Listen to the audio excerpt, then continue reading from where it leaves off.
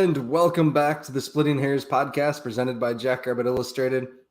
Matt and Kyle with you tonight. Dallas may or may not be here eventually. We're creeping up on Halloween, Dallas's busy season. So who knows if we'll see him tonight or not. Kyle, how the heck are you, man?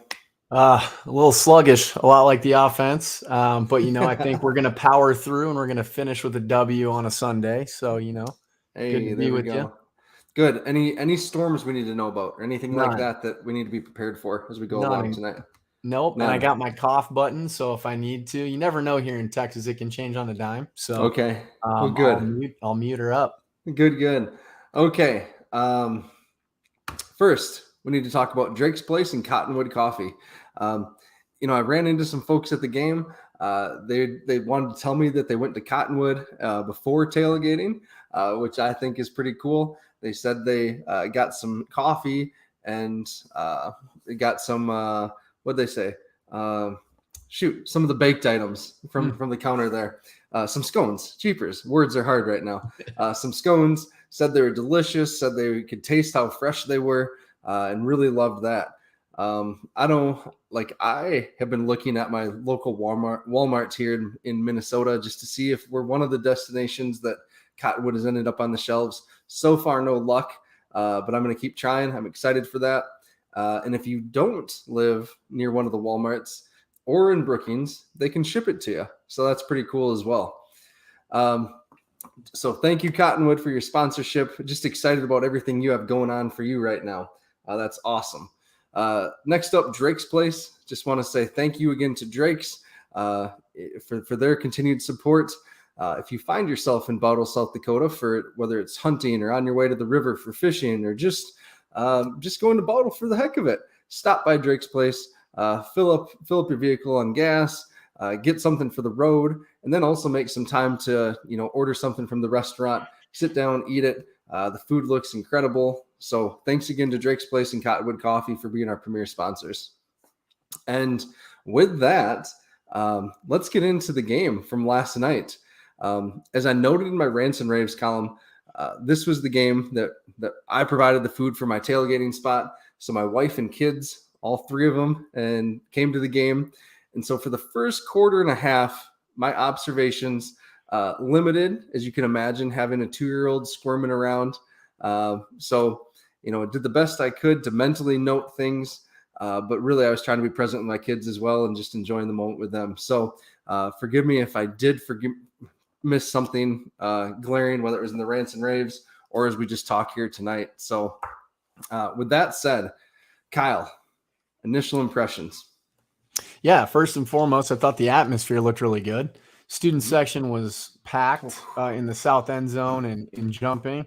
It was great. Looked very odd to see snapshots of alcohol being sold at the game. So that was a little adjustment, having to adapt to seeing those sights and sounds. But it looked like everybody was having a good time, being as responsible as one could be on home opening Saturday of Jackrabbit football. So that was all exciting. And then the defense showed up. It definitely traveled back home from Iowa City, which is good, albeit banged up.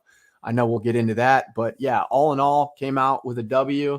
But it's also good when W's feel like a loss because you still got the one in the win column, and then you can always adjust and kind of evolve and grow from there. So looking forward to honestly flushing this though after this conversation. Yeah, no, I'm so grateful we have a guy like Coach Stig as our coach. And we're both on record as being Coach Stig guys. We're not going to apologize for that. I think he's, elevated this program to tremendous heights. And so he had, I forget whether it was Tom Neiman on the actual TV broadcast or the radio broadcast with Tyler, just talking about how good it is to get a win of this caliber against UC Davis, who is going to end up ranked by the end of the season. I have no doubt about that. And have so many teachable moments for the players to learn from. Like, how often can you get the win, feel good about it, but then also realize there is so much to improve upon and so many glaring things that need to be improved. I think, or so many evident things that need to be improved. So I'm just excited, that I'm not excited. I'm thankful we have a coach with that type of understanding of the bigger picture. Yeah, there's really not anything he hasn't seen. And hearing him in the post game presser, he has a lot of perspective. Had his granddaughter up there with him, and he was just very level headed. A lot more positive than I've ever seen him be. I mean, I think he's just got he's at a different life phase, and knowing internally the status of a lot of our top talent that was out, roughly 9 guys missing that are key contributors or starters across both sides of the ball. And you really dominate the game. Obviously, we had some yips primarily in one phase of the game. That's saying something right there. So he should be happy. He should be a little bit optimistic moving forward, because guys will return to the lineup steadily, and then we'll see what happens, because it's week 2. It's overreaction Sunday. Everybody thinks they know who's going to win a natty today. Everyone thinks they know what the best conference is. Everyone thinks they know who's going to be putting up the most stats. But the reality is we're still in non-conference play. Got to pump the brakes and see who's going to emerge here throughout the long season. It's a marathon, not a sprint. Yep. All right. I want to get into some of the rants and raves here, and I want to focus on the game right away. We will get to game day operations stuff in a little bit here, because there is a lot to be said on game day operations. So first, again, I have to start with the young safeties, how they played. Tucker Large, Matt Durrance, Kobe Huter, Dante Johnson, who we're all excited about, the former Colorado State commit that Jay Norvell dropped. Thanks for that, Jay. But those 4 at the back end of the defense, really excited about how they looked. They were flying around. You would not be able to tell that they were 3 redshirt freshmen and a freshman at that point. And sprinkle into the mix Dayton McGoy, right? Who had a electrifying pick to really kind of turn the momentum and bring it back in the good guys' favor. And then you have him stepping up and making plays on run fits. You had the law firm running sideline to sideline. Of course, you got the Gazelle Bach just doing everything in the middle, wrecking people. Almost hurt himself, I think, on 1/3 and short yardage play when he popped the quarterback. I think, again, I saw his soul leave his body when he hit the dude, but just love seeing the defense fly around, because obviously right now both sides of the ball still kind of trying to find their identity in big plays like that. The McGoy pick, these young safeties stepping up. We're really seeing a nice youth movement. At least we did on Saturday. Yeah. It's kind of funny when I visited with Coach Rogers in the preseason, he mentioned Dayton. He said, I got to get this guy in the field. He's just so instinctual, moves so well. He shifted from safety to linebacker. And at that point, he didn't know how he was going to get him on the field, because he didn't see Stallbird and Francel going down. So none of us did. And so Dayton was 3rd on the depth chart, essentially, at that position behind those 2. And really, gosh, he looked good last night. Yeah. If he makes a couple of the missed tackles that he missed on Gilliam, I mean, shoot, he might have been player of the game for me in that regard. Oh, definitely. And then also it's Gilliam, right? We're talking about an all-world player who will probably end up on an NFL roster if not drafted, just because of what he brings to the table and how long he's done it. And I think, it's funny, Dayton coming from safety to linebacker. There's Jimmy again, just sniping all the players that he wants to have on his depth chart. But no, it was great to just see, again, more young guys step up when their number was called. Yeah. Hey, and we got to give UC Davis some credit, though, too. Their offensive line, while they didn't allow him to break 40 yards, sure gave their quarterback enough time on most passing plays. What they were doing to Sanders was just nasty, double and triple teamed and saying someone else beat us. And unfortunately, last night, it was pretty rare for someone else on the defensive line to win their one-on-one with how they were treating Sanders. It would have been nice to have Winkleman or someone else, be healthy. So yeah, and schematically, I mean, they did a good job preparing a game plan to nullify a defensive rush that's really stout, and knowing what they wanted to do. If you look at the stat sheet in the box score, it was like an inverted opportunity for them. I think they had 11 first downs passing. We had 11 rushing. So he just shows kind of the style of play. And I know we'll get into the style of play a little bit more, but matchups were kind of unfavorable at some certain spots for us globally, specifically on the offensive line. But defensively, yeah, their game plan, get the ball out quick, get it to guys in space. Really, we did benefit also from some drop balls and some penalties, but sometimes it's nice to be on that side of the margin, as opposed to normally it seems like we're always getting hit with the unlucky aspects of things, which we did have some unlucky plays that we were able to overcome late. Some tip passes that got hauled in for touchdowns and some other things. But yeah, at the end of the day, their game plan was a nice compliment to their style of play. We were just able to out execute on defense. Yep. All right. One of the raves on offense that I brought up was Kobe Christensen getting the nod at right tackle. I hadn't heard that Bo Donald got hurt. Had you heard that? No, or was injured. I'm not sure if that was an Iowa game thing or if that was during the week of practice. But for those of you that didn't follow or didn't know, John O'Brien then, who had started at right tackle in Iowa, shifted inside to right guard, and Kobe Christensen, redshirt freshman, was stepped up and made his start. And he obviously got beat a couple plays. The 1 second half interception of Mark when he got hit right as he threw was on Kobe. But otherwise, man, I thought he looked pretty decent out there. Really didn't notice too much rush from that right side throughout the game. So we might have a diamond in the rough there and a young guy who made the most, I think, of his opportunity. Yeah, we'll see. And again, that's a different defensive front than we had seen, than we practice against, and so on and so forth. And I think a lot of our leakage on Saturday came from the interior. Gus was having a heck of a time trying to block that nose tackle who is 330 plus pounds and just a bulwark there in the middle.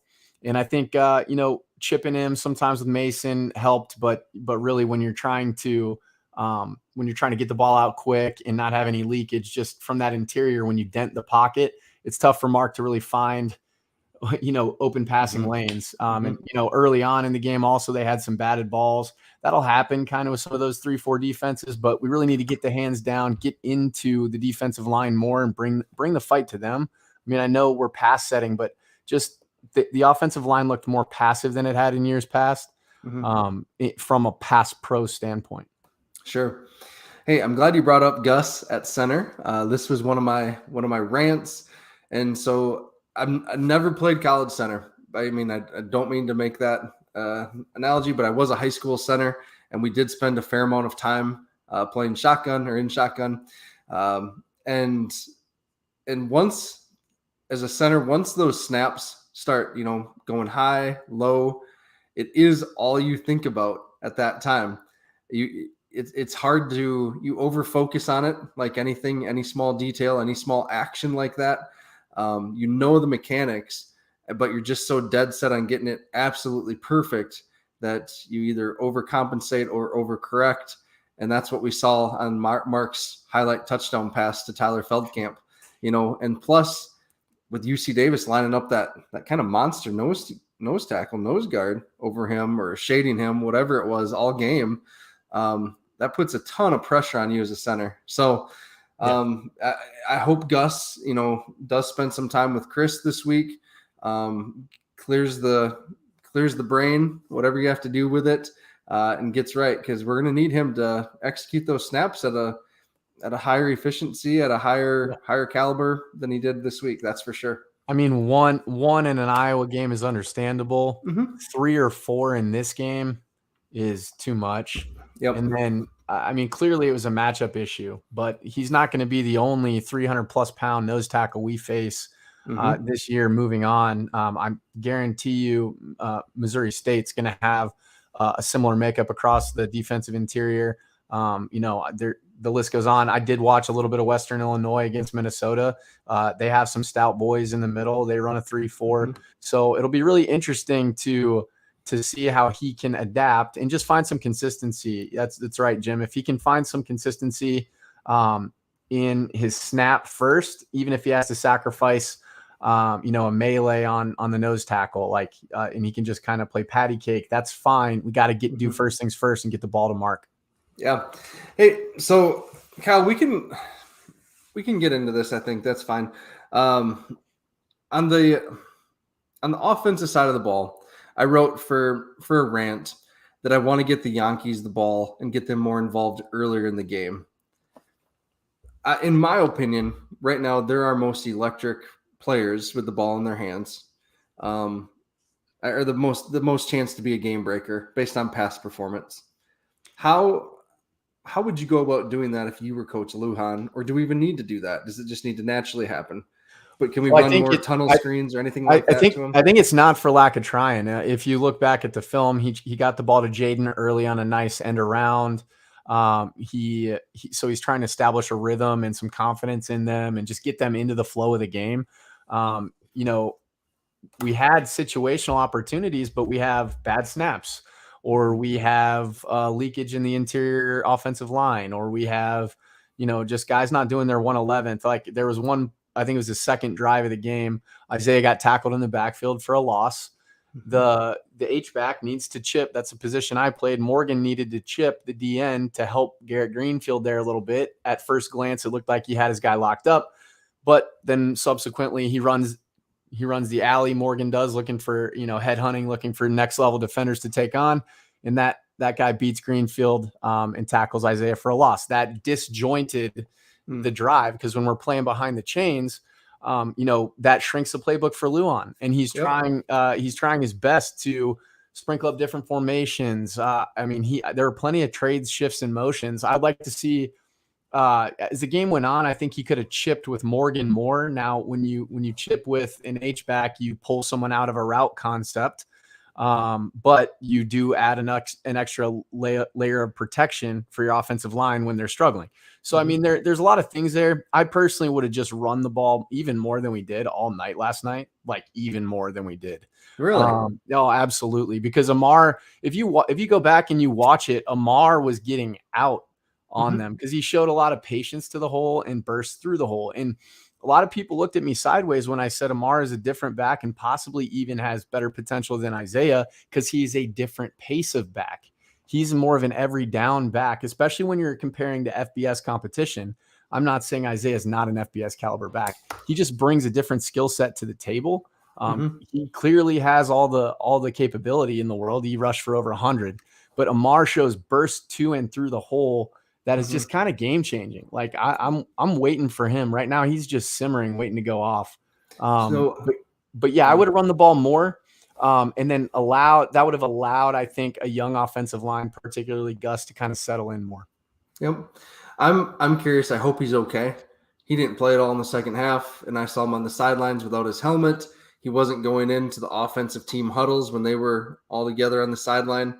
So, I wonder if, he didn't got a concussion or a head injury, being evaluated for a head injury or whatever they're saying now. So, yeah, tough to speculate, but that's a great point, because Angel Johnson went in late in the game, had a nice little run himself, but just lacking that experience and those reps can lead to miscues, which came back to bite us, because really that game ends probably 24-10 if we're able to sustain that drive late in the fourth, midway through the fourth.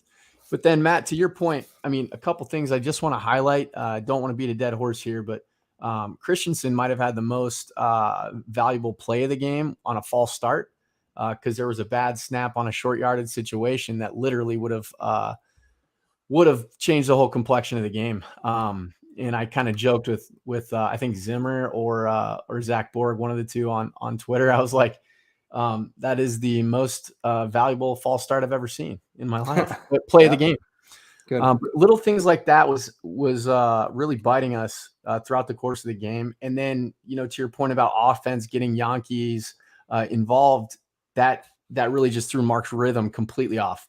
He's getting high snaps. Then when the snaps are high, he's not able to take his eyes to his reads. Then it throws the timing off just subtly enough to where moving forward, we got to get those corrected. Yep. Hey, I want to go to Ryan's or Randy Jacobs' point here.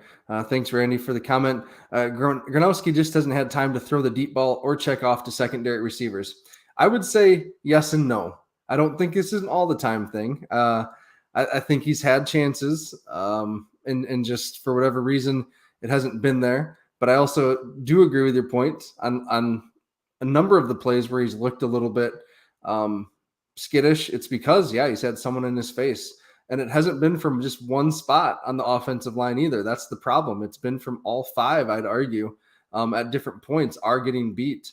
So that is a little bit frustrating in my opinion, because we have two All-Americans on the left side that we're really counting on to kind of be rocks for us. So yeah, that's my take. Kyle, what do you think? I would agree with you. I think a couple times he's got fairly routine throws that he's missing a little high, or his feet aren't set. He's still got kind of happy feet, or obviously the Iowa throw down the seam when the pocket was, I mean, he had all day to throw, but that was rare because he didn't always have all day to throw against Iowa. So again, it's just that consistency in that fluidity, getting into a rhythm offensively. I like when Mark starts the game a little bit with either a quick pass or he gets involved in the run game early, because I think it integrates him into the game. I'm a big proponent of that. I said it with Chris last year a bunch, and I've said it, historically on the pod. I think it just, for a dual threat like Mark, which I think he is, and I don't want to get into a habit of running them all day, I just think it helps kind of have them settle into the game. Yep. And then, other than the quarterback sneaks, were there any designed runs for him last night? Yeah, there was on a 3rd and 8, and I was kind of surprised, but at the same time, Stig must have said, hey, we're going to go for this anyway. I hope anyways, because if you run a quarterback power on 3rd and 8, I don't love that play call. But I think they were going for it on 4th. So, and subsequently, then we had that false start botch snap situation. So, but yeah, so I think, like, to that point, accuracy settling in, and let's keep everything in context here. This is Mark's, 11th, 12th game. So 12th game total. He's literally technically only lost 2 games. I mean, if you count the national title, he had 4 plays. That's not really fair. But as far as starts go, he's got 3 losses. As far as the whole big picture, he's only got 2 losses in 11 games of play, which is pretty remarkable, personally. Or 12 games. Yep. And I said in our group chat last night, maybe personally for me, I had too high of expectations, not factoring in the rust that Mark may have. And part of that is with Coach Stig coming out and saying this is the most talented offense he's ever had, or the most playmakers he's ever had, and all this talk of like having to distribute the ball to so many great players. I think for me, I heard all that and I said, we're going to pick up where we were last year and be awesome, or in the spring and be awesome. Mark's it's going to look the same. And that's just not the case. And I think he talked about it in the press conference, that losing Tucker, who's a major chunk of the offense, really has hurt. So I think for me, I have to reset my expectations at this point. Lujan doesn't suck. Mark doesn't suck. The offensive line is gelling still, but they don't suck.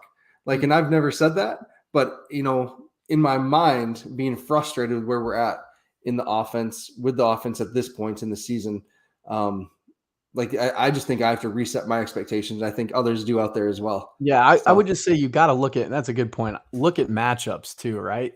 Iowa's defensive line is built more like our defensive line. Smaller, more agile, leverage guys, former wrestlers, stuff like that. And you look at the D-line we played this past week. I mean, you got a huge individual literally clogging up both A-gaps, right?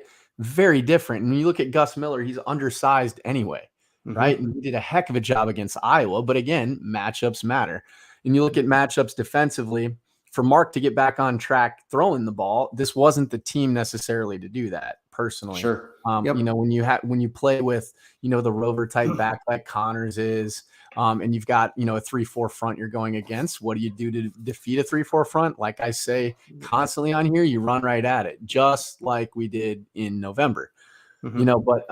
So at the end of the day, I think moving forward, we're going to see matchups that are more favorable to Mark. We're going to see matchups that are more favorable to things Lujan likes to do. And then we're going to start to see guys get healthy. The best thing too, we've already seen baptism through fire for our offensive line, our young guys. So they're going to settle in as well. they're going to get some things situated, and they better, because they're going to look at this film. They're going to be disappointed in themselves. Yep. Yep. And nobody wants to win more than the players on the field. So it'll be Exactly. exciting. In our fan base, I think hopefully we'll keep that same perspective. Yep. Yep. All right. Let's get into game day operations. Then we'll do game balls. Yeah, let's do it that way. So game day operations. I'm so happy the students showed up. They were great. Anyone who was at the stadium though last night will tell you concessions was a joke, a disaster. Beer sales were great. Like you could walk right up and get a beer. No problem. People seem to be enjoying that. I didn't see any problems in the stadium. Gentlemen that sat behind me and my family used the F word too much, in my opinion, for having as many kids as were around, but I don't think that had anything to do with the alcohol. But come on. This is our 5th year in the stadium, 6th year. What is it? I forget. But whatever it is, our concession stands should be better at this point. They should be more prepared. Someone said they ran out of popcorn before halftime. Are you kidding me? Like last year, they had one of the concession stands closed on the east side, the southeast corner. This is a crowd that you knew was going to be over 15,000 people. What are we doing? Seriously. Like if we want people to come and to come back and to show up and to bring their friends and tell friends how much fun they had, we got to do this shit right. Like there's no excuse for a line that's 20 minutes long. So I don't know. Another thing on game day operations, tailgating wasn't ready. They had gates closed for some of the lots 10, 20 minutes after tailgating was supposed to start. That was ridiculous. And the third thing third thing for now, UPD was in the backyard really puffed up last night or yesterday. There's no reason for the presence that they had there yesterday. Why? I don't understand. The one of the tailgating spots, kitty corner from me, is a student group that's over there. They were standing around a wooden spool, just drinking beer. They weren't blasting music. They weren't taking pulls out of a glass bottle. They weren't littering. They were literally just standing around a spool, drinking like any of us. UPD goes up, cards them, and starts handing out minors. Like, are you kidding me? Like, if we want to grow this fandom, if we want to inspire these kids to attend future games as alumni, like we do, then let's stop this stuff. Like, I can understand if things are getting out of control, but there was nothing about that situation out of control. They were causing a problem that wasn't there. So Chad saw it too. Brennan was over. They saw it. It was just the stupidest thing. It's predatory. I mean, I wasn't there. I think, we can speculate all day, but I mean, it is a revenue generator for them to dole out tickets like that. That's just unfortunate situationally that they would do that again, without any dramatic need for their presence in that situation. Now, I don't have a problem with the troops, so to speak, being mobilized for an event that you've never sold alcohol at that scale. Yep. So I think like admin is right to kind of have them on the ready. But at the same time, again, if you want to drive excitement and emotion and attendance, you got to be able to walk and chew gum at the same time. Mm-hmm. Yeah. Other thing, leaving the stadium was insane. So, or leaving the lots. This year, they're funneling everyone to the south. So you can't just hop on the Highway 14 bypass anymore and go east or west. You have to drive back into town. So every vehicle is driving south towards 6th Street, towards Walmart. One of those main thoroughfares. Is there a specific reason you can't exit on 14? That's the thing. I have experienced close calls pulling out onto 14 before heading east, but I've never personally seen an actual accident. Neither have I. People are usually pretty considerate about letting you cut in if needed. Again, I feel like we went seeking a problem that didn't exist, and we created one. So I don't know. I think Matt, to your point, it's okay that you're upset that Green Bay lost. I know it's been a long Sunday for you. Oh my It was a gosh. horrible showing. But it's okay. We can sidebar all these rants if you want to. Yeah. So, all right. You're allowed to I'm have just a getting bad caught day. up on these comments here. So, 20 additional law enforcement yesterday from Brookings PD and Brookings Sheriff. And Kyle, I agree with you. Having people in the stadium, that's fine. We didn't know how it was going to go. Yeah. But again, you don't need to go causing problems in the tailgating lot when there's nothing there. I mean, there were some parents that were given or some, I don't even know if they're parents. There were younger adults who were giving the UPD officers some grief, and that was pretty funny. So the same thing happened to me. I think Chad, Brennan, and I were just talking after the Marker game last year, and I had a koozie on a drink, and it was after the game. But literally, I'm 35. I'm not, getting into any tussles or anything like that. And I had an officer come, younger than me, tell me I needed to put it away, which I understand. That's fine. But it's just this desire to control other people when nothing is happening is really kind of bizarre to me. Yep. Another thing people have brought up consistently: internet access or cell access to the stadium. It's hard when there's that many people, but we're not the only stadium that has 15,000 people at one time. Well, Iowa didn't have any cell service either for a lot of people. So that's probably a global issue. Yeah. But it's good to bring up because we could put boosters or a tower, potentially for better coverage. Simple one that I've brought up before to athletic staff is have the gate in the northeast corner of the stadium open so you can just leave that way and head north instead of having to loop down. That is a simple fix. Dion right here, the runout still needs a total revamp, totally flat and lacks center energy. We got to be better at creating a fever that juices up the crowd and the players. Students want to be more involved. Totally. Yeah, Dion, this is Matt, hold on. Can we talk about that one a little bit, Matt? Because that's something I've ranted out a bunch. Yeah. And what was your thought? Because they changed it to it being just a hype video, and then they just kind of ran out, which was an interesting change. But yeah, it definitely didn't do it for me. Yeah, there's still something with the timing. Like it just, I don't know what it is. Like if we're trying to do too much in a run out span, like it just, because the pride was still there and they still played, right? Yeah, they did. The pride played, which again, I mean that absolutely is a very important part of it. It just it all needs to be synced up a little bit better. And like I said, I love the hype video. Going back to the Iowa game, I didn't love their hype video. Their hype video was okay. Then they go to Enter Sandman, take it or leave it if you like that song. And then they cut straight to the band, which apparently their fans complain about too, because it just kind of lets the air out of the stadium. So wait, I don't know. Was theirs Back in Black? I thought it was Back in Black, and then no, they did Back in Black, and then they changed to Enter Sandman. I'm pretty sure it's Back in Black. Oh, did they? Oh wow.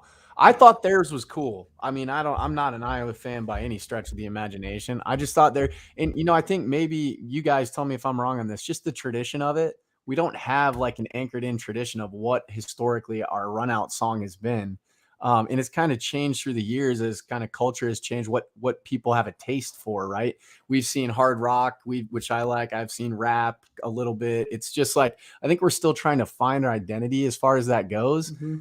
And, it's kind of funny. I saw Kurt Lickis take a jab on Twitter about they had this vote for like 4 songs, and they've been the 4 songs that rotation that have been throughout. It's like we can't evolve a little bit. It's like we can't grow into understanding, getting a pulse for what culture wants and integrating with the ethos and kind of the ethic of Brookings itself. So I still hear Cotton Eye Joe though. Maybe they want to run out to that song. That was played yesterday. It was played, Kyle. Man, I don't know. This is something that we having a bad day. I know I'm joining late on. here. I know I'm joining late here, Matt. You having a bad day? You okay? Well, it's just like some of this shit is so simple. Like, why can't we get it right? like it makes us look like dipsticks, not one of the top FCS programs in the country. So we have a 19,000 seat stadium that should be filled, and it's partially not filled because of shit like this. All these little things that create either an unwelcoming experience or creates just unnecessary BS. So let's balance this out a little bit. I saw taking myself off for a second. Oh, you're good. Midco's production was pretty good in terms of highlighting the energy in the stadium, Dallas. Nice. The band was rocking, and it just like seeing the evolution, seeing the excitement, obviously for alcohol sales. Not only adults, I'm sure that they could go a 3-hour game without drinking, but obviously younger kids who are college drinking age, they were able to enjoy an adult beverage and have a good time. That was exciting. And then to see, just the new threads, we haven't even talked about that. We are moving in to the new era, at least, from a marketing standpoint, by throwing the scowling rabbit or the running rabbit, whatever they want to call it, on the lids. Scowling rabbit. That's funny. Right? The scowling rabbit. That looked awesome. And kudos to JFPA again, Ryan McKnight, Knudsen, all those guys who've really organized the efforts through the championship drive. If you guys didn't check out Midco's piece on that, go check that out. There's been a lot of cool things on top of the frustrating operations that continue to persist. Yeah. I mean, that's okay. I mean, it's, one thing, you got to take it all with a grain of salt, but it's okay to expect more, right? Like, as long as we call it the positive, it's okay to expect more out of, especially honestly, when, we pour blood, sweat, and tears and the amount of time that we do into stuff. So I don't think there's anything wrong with being critical when it's due. Now, positives, and I'm sorry, guys, I worked all day, so I'm late to the game here. I don't know what all you talked about, but to me, positives from game day experience, you had I'm sure you talked about the student section. Mm-hmm. I tell you what, that just absolutely floored me. And we've filled it up before, but I mean, that sucker was full 10 minutes before kickoff. That was fantastic. If any students listen, damn it, great job. That was the best we've had in the history of SDSU, and I'm not joking. That was so good. And you mentioned the band. The band was tuned up. They impacted the game. They impacted the environment. It felt like maybe there were some first game hiccups between the sound and the band on like who was playing when. Again, first home game, that stuff happens. I don't know, Matt. How are the lines for stuff down below? I actually, I'm gonna. You covered that one. Did you cover it? Okay. They were awful. The concessions was awful. It was easier to get a beer than a bottle of water. So. I'm sorry. I'm gonna get you fired up. So I'm gonna unhumble brag for a minute. I spent the entire game with the McCormicks in a suite. So I wasn't with the peasants. I was up above. Hey, so let's talk about those. Let's talk about the lids. How'd they look on TV, Kyle? Oh, excellent. I was a little frustrated because I figured we would throw blue jerseys on. I don't know if Stig knows that you can, as the home team, declare your color scheme that you're going to rock. I do know UC Davis rocks whites on the road like they did. But all the same, keeping glass half full, I did like the blues. They looked sharp. It looked like a completely different program. That kind of threw me for a loop. But the helmets, first and foremost, just sleek.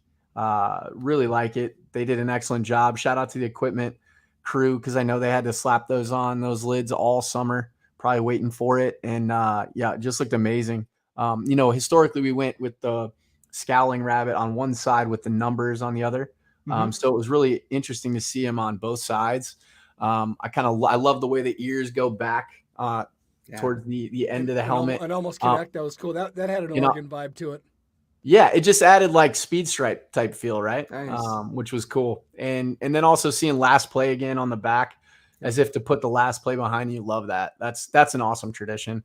So again, just really cool stuff. I don't know how I feel about the whole word Jackrabbits on the jersey. I go back and forth. Lauren probably laughs at me like I'm a schizophrenic, but I'm like, oh, I love them. I don't know how I like them. So yeah. Yeah. I agree with that, Cal. That's a good take. Yeah, same. Would you prefer blue, white, or white, blue, white? I'd prefer all white, and that's it. I would make the helmets special. like the white helmet special, and only really unveil them if you're going to go all white. Okay. That's just me though. See, I'm just taking. I could go. Go ahead. Go ahead, Dallas. Go ahead. I was gonna say I dug the Gophers did the black white, and I actually really liked that look. So that made me. Oh, think, that looks man, clean. Yeah, I'm like, oh, so maybe blue white would give sort of the same effect. I'm not sure.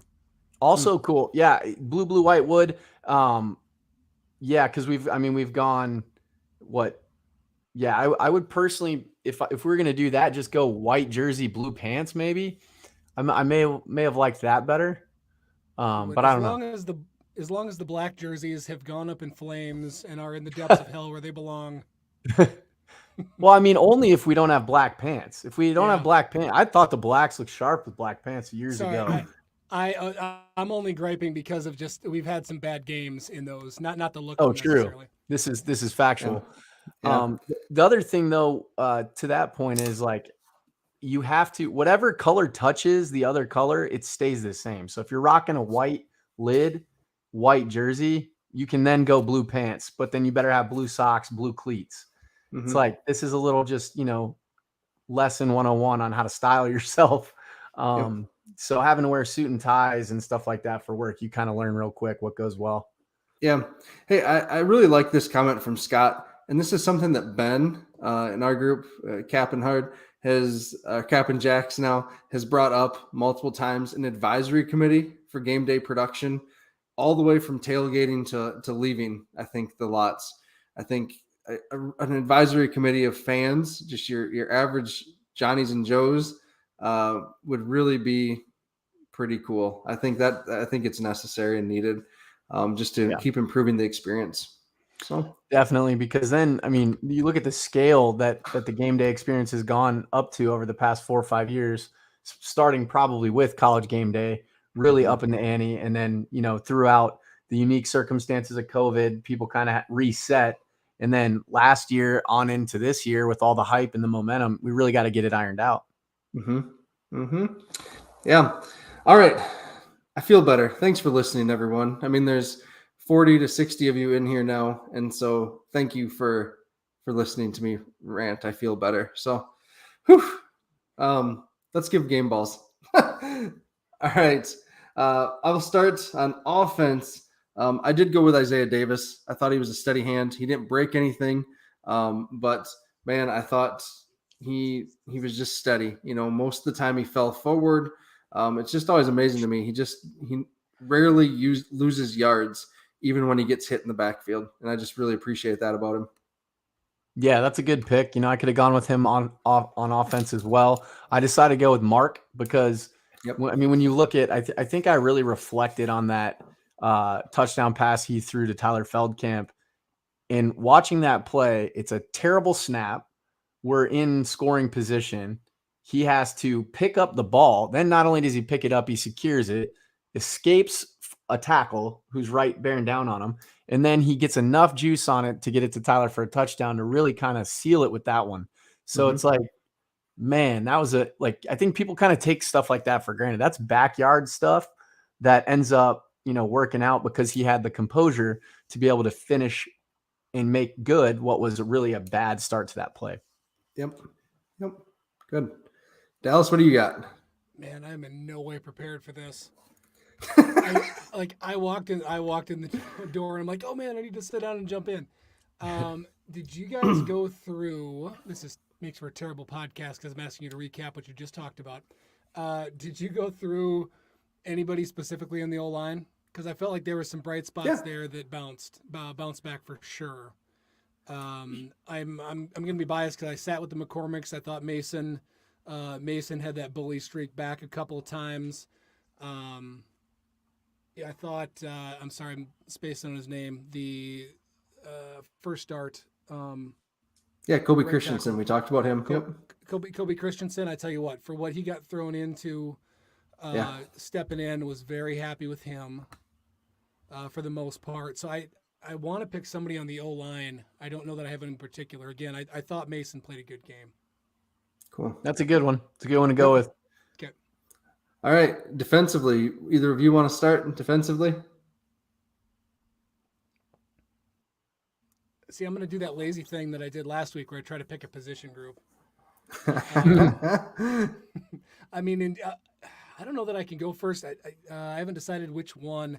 I mean, again, going back to people getting thrown into a difficult situation, Yeah. the safety group in general, just the Yeah. young That's guys. who I would. Yeah. Yeah, I'm sorry. I don't know that I can pick one in particular. I was real happy with that. That was a positive for the future.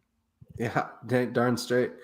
Yeah, I would go Tucker Large probably for me, just because, flying way under the radar, elevated into gameplay, really was popping people, was showing some energy, was really being a spark, ran 106 yards for nothing. But he was not quitting. Huge effort play all the way around. You could give it to Dayton McGoy. You could always give it to Bach just with his consistency and how many big plays he makes he makes look routine. The law firm. I mean, our defense really played pretty well throughout the entire night. Yeah, I went with Bach. Just that consistent level of play. I mean, he was pretty close to another pick six last night, guys. Oh yeah, and that the receiver ran into him and wanted a penalty, but I mean, he was playing the ball the whole way. Bach was. So I don't know what that receiver was whining about. But anyways, yeah, Bach had taken that to the house. Special teams. I went with Tucker Large. Even though he didn't, that didn't count. I mean, shit. I could have given him defensive too. So I just really wanted to give him a game ball. His effort though is just tremendous. Yep. The coverage on punts. I don't know if you guys are going to take them, but we'll touch on that in a second if you don't. I don't remember who it was. I'm going to give it to whoever made that one tackle on the punt. Yeah, I'm sorry. Who was it? It was Aiden Dodderman. Yep. Or Dallas Beanham. They both had awesome tackles on punts. Right. So it wasn't Beanham. So I'm thinking of the other one then. Yep. Dodderman. Yeah. So I love that as well. That was incredible. A lot of very, very good things on special teams this past weekend. Mm-hmm. You had DePriest blocking that PAT, which was critical. Turned out to be pretty much difference-making play of the game. Yep. So, kudos to him because he did not quit, and that's a really routine play, right? Point after attempt, not really threatening, but they're one score away, and then he makes it a 2-score game again. And then you have on the punt return unit, shout out to Tyler Feldkamp for catching the ball and fair catching it and securing the punt a couple times. And then you had Landon Wolf getting upfield and getting about an 11-yard gain on one, really establishing the offense with a little bit more breathing room. And then, kicking game has been pretty good with Dustman nailing another one and really doing a good job on kickoff as well. So, I mean, his leg has got to be tired handling all those duties. Mm-hmm. So I think that's something we want to kind of keep an eye on as the season progresses. Yep, indeed. I agree. All right. If you would like to sponsor our Game Balls segment, we're open to sponsorship, partnership. Let us know. We would love to talk to you. So just throwing that out there. All right. Let's talk about Butler. The Butler preview. So Butler's in the Pioneer League, non-scholarship FCS schools. We've played Butler. We've played Drake a number of times back and forth. Usually in our non-conference portion of the schedule, it's a good tune-up. It's a good chance to get guys some rest, and it's a good chance to really see the younger players and get them some live game reps as well. Butler's 2-0 on the season with 2 wins versus NAIA schools. They play a 4-3 defense. They have a dual threat quarterback who's a bit of a problem. It looks like he can really sling the ball, and he's also their leading rusher. He is 5'9", 200. So some shades of Nick Baker at SIU with that size. Along the lines, to be expected, they're smaller than what we typically face. Offensive line, where do I have this written down? They probably average about 290 pounds, I'd say, in that 6'3" range approximately. So smaller, but not that small either. So, it should be interesting. Defensively, again, they play that 4-3 defense. They have a couple picks on the year, and defensive line is small, so there should be some opportunities to run the ball. We'll see on that.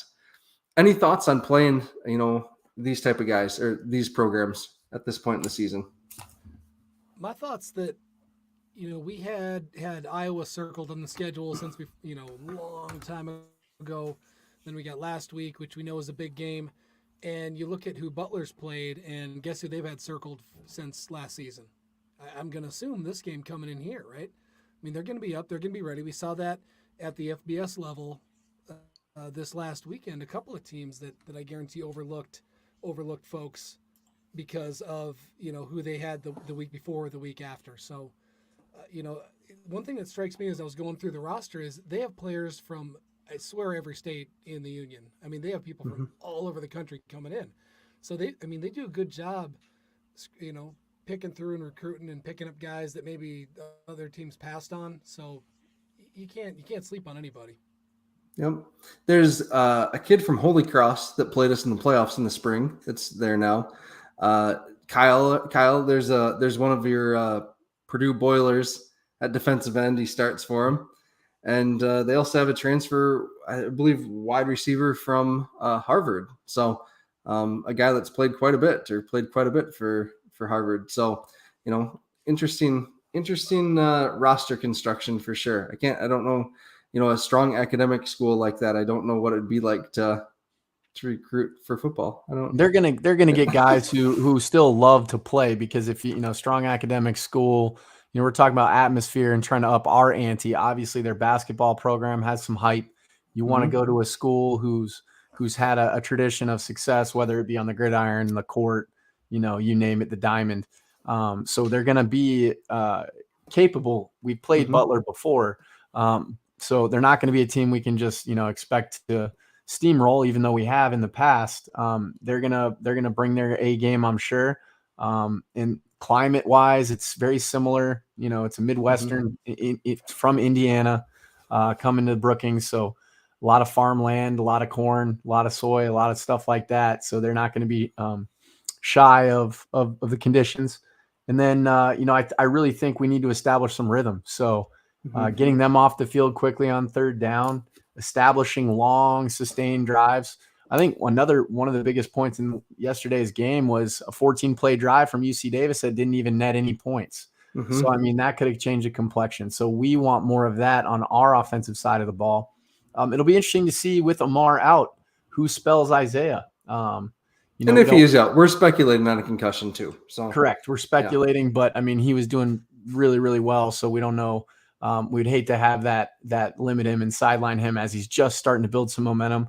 But Angel showed some promise too, and I'm sure ball security will be a point of emphasis for him, and he'll be all right if he needs to share some of that load. Who's going to step up in the passing game? Are we going to find creative ways to get Jaden and Jackson the ball?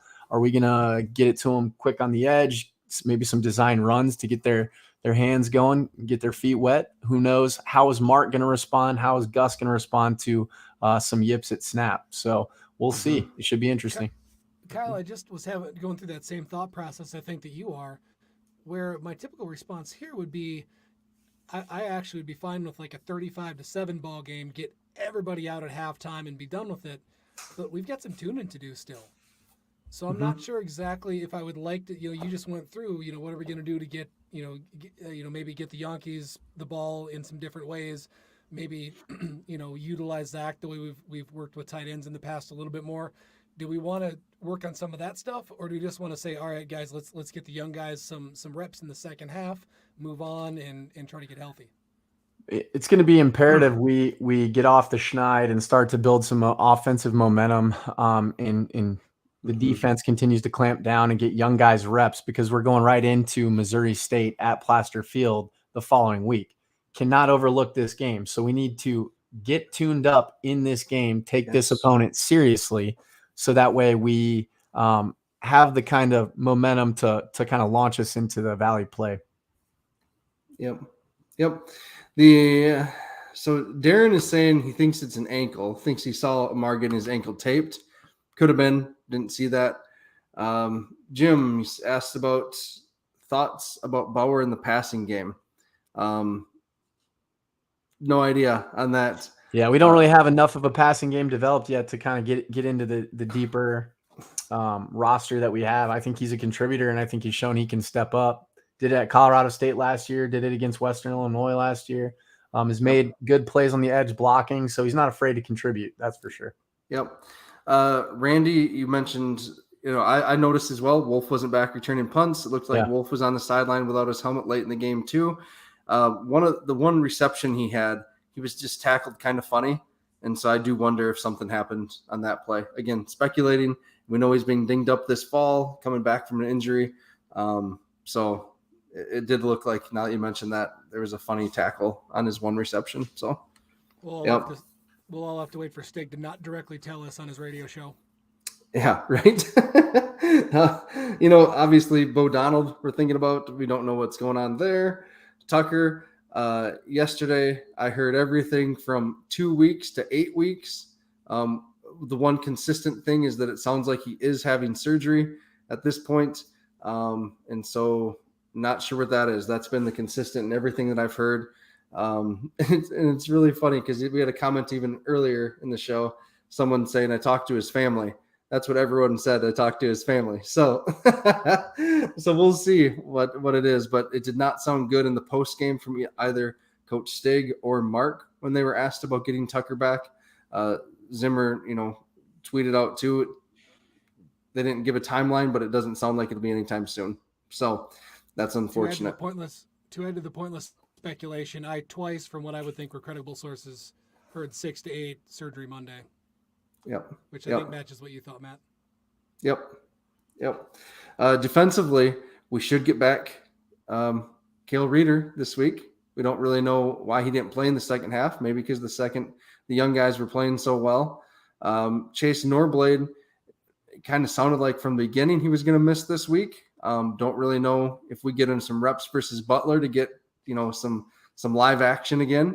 What was his an injury? Was it disciplinary? His injury. Yep, I'm pretty sure. Was it a fall camp situation? Yep. It was late in fall camp from the sounds of it. So that was that. And then don't really know about Winkleman, how his x-ray went last week. Allison, if you're on, let us know.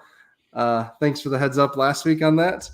And then, Graham Spalding was pretty banged up, playing with one arm essentially. Yeah. It looked like. So hopefully he's okay. I don't know. We're running out of time. We wanted to go on a whole nother spiel about injuries, but not going to have time for it tonight, and that's okay. So if we're looking in our crystal ball, next week, who are we going to say are the players of the week? What are we thinking? Man, we've just not been able to establish any kind of rhythm on offense, so I have no idea. I could go with the safe bet. I'm going to go with Isaiah, just because I know at some point he's going to have at least 5 touches, you'd think. So I think he can maximize the value of those. And then defensively, I'll go with the law firm. I think he'll step up. Okay. I'm going with Mark. We're going to flip. I picked Isaiah this week. I'm going with Mark. I think we finally connect on a shot play.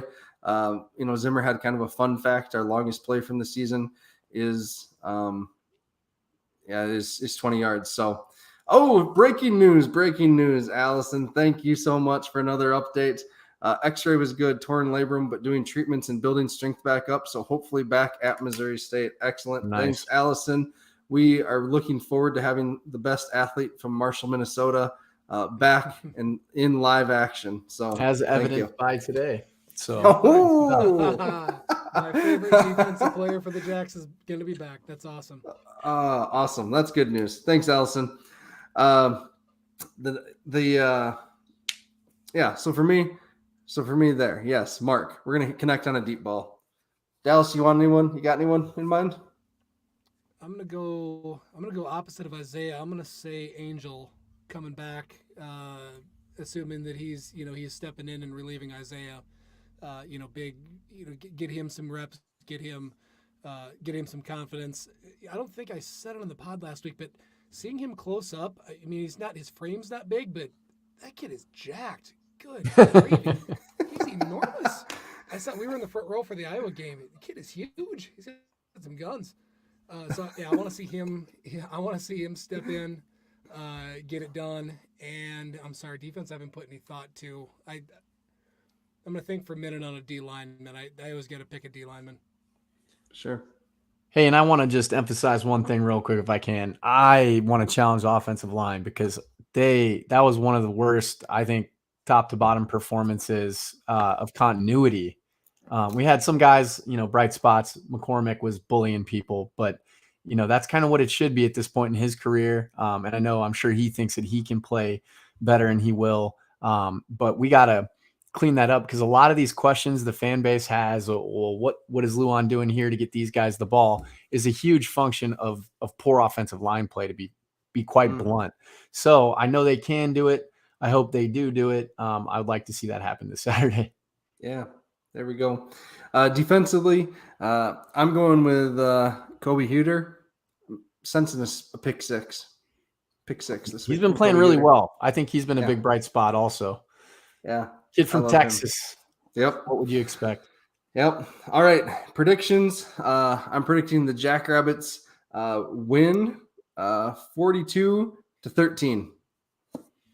Boy, you guys just get so excited with these offensive points. I don't know where they're coming from. I'm going to go 31.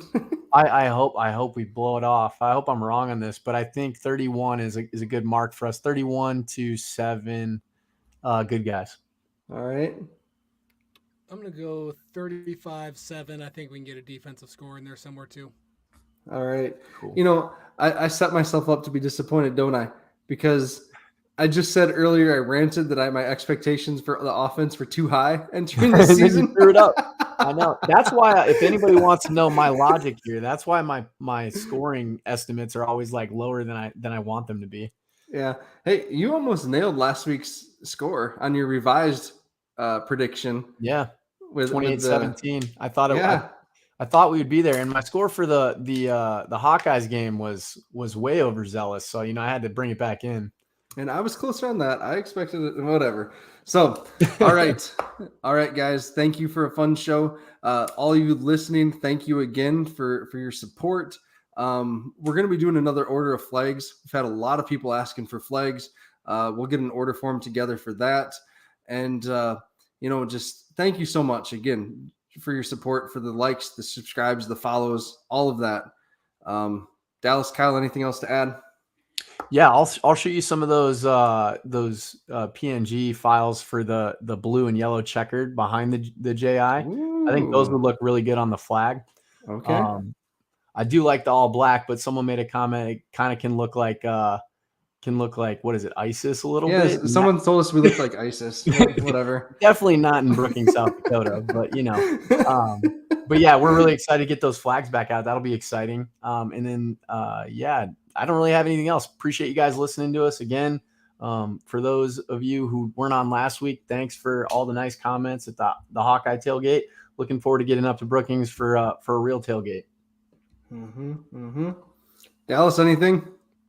All right. Here, just take positives away from that game. There's everybody had their frustrations here and there, but hey, there's a lot to feel good about this year yet. I'm glad you're here, Dallas. A lot of season. All right. All right. Thanks, everyone. With that, go big, go blue, go Jacks. Go Jacks, buddy.